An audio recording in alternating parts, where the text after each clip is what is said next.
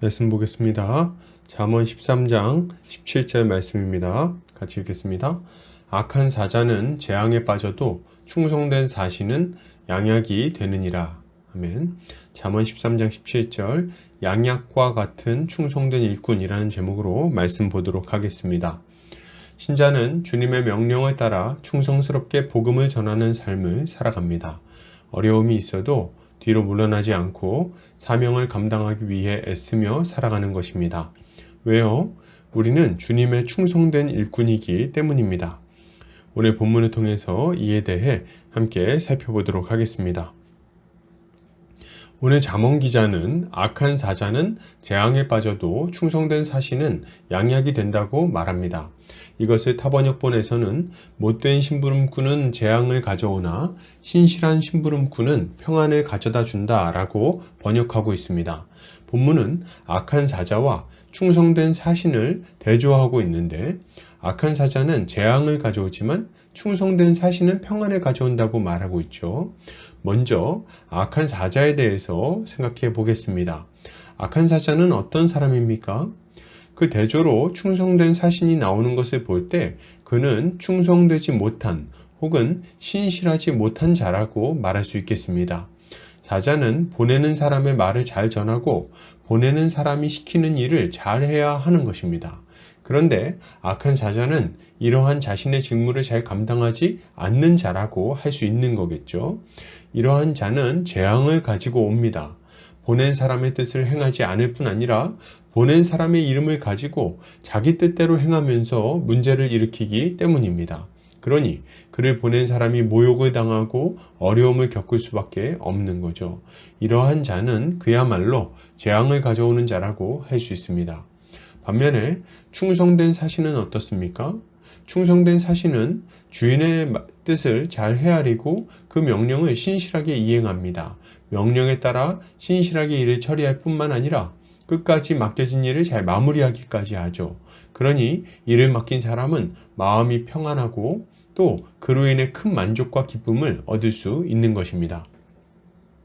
우리는 이것을 생각하며 우리가 어떠한 일꾼인지 돌아볼 필요가 있습니다.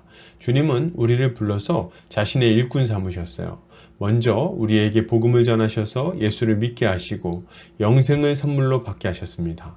그리고 우리도 또한 받은 바 은혜를 값없이 전하라고 명령하신 거예요. 그렇기에 모든 성도는 이러한 주님의 명령을 따라 충성되이 일할 의무가 있는 것입니다. 그럼 어떠한 자가 충성된 사신이라고 할 수 있을까요? 먼저 우리는 주께서 우리에게 주신 말씀을 그대로 잘 전해야 하겠습니다.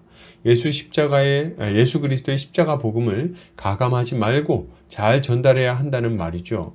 먼저 주님이 전하라고 하신 복음에서 내 마음대로 무엇인가를 빼면은 안 되겠습니다. 사람들이 듣기 싫어한다고 해서 혹은 상대방을 불쾌하게 할까 지레 걱정해서 복음의 메시지를 축소하면 안 된다는 말이죠. 실제로 사람들은 죄에 대한 메시지를 싫어합니다. 죄에서 돌이키는 것은 더 싫어하죠. 그래서 죄나 십자가에 대한 말보다는 긍정적인 메시지를 주로 듣고 싶어 합니다. 그러나 우리가 예수 그리스도를 전한다고 할 때 예수와 십자가를 뗄 수 있겠습니까? 또한 십자가는 의인에게 주어진 것이 아니라 죄인에게 주어진 것이기에 죄의 이야기도 안 할 수가 없습니다.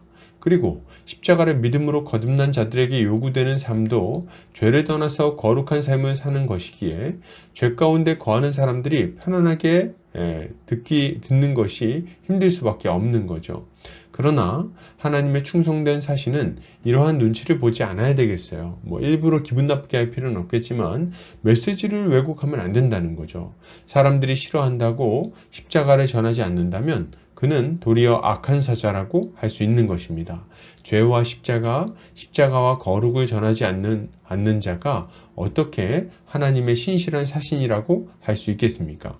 또한 충성된 사신은 자신의 뜻대로 행하지 않고 보내신 분의 뜻대로 행합니다. 그러니 우리는 주님의 일꾼답게 주님을 따라 행해야 되는 거예요. 우리는 그리스도의 사신으로서 그분과 같이 말하고 그분과 같이 움직이고 그분과 같이 행동해야 한다는 것입니다.